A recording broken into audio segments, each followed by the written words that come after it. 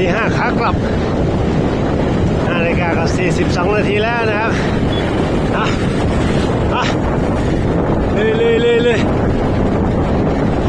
โอ้โหสุดยอดแรงดีจริงๆทุกคนแต่เราห่างปั่นไปนาน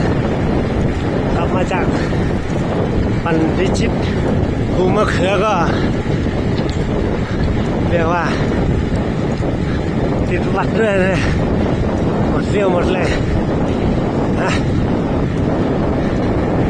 สุดยอดทุกคนสุดยอดปั่นไล่วัดหน่อยพระสางที่บางพระ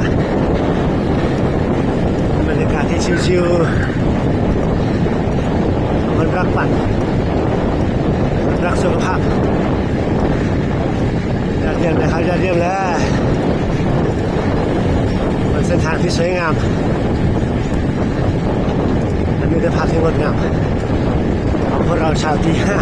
5มันรักปั่นมีตรงกันเรามาใจกันปั่นสุกวันศุกร์ไปด้วยกันยอดเยี่ยมเลย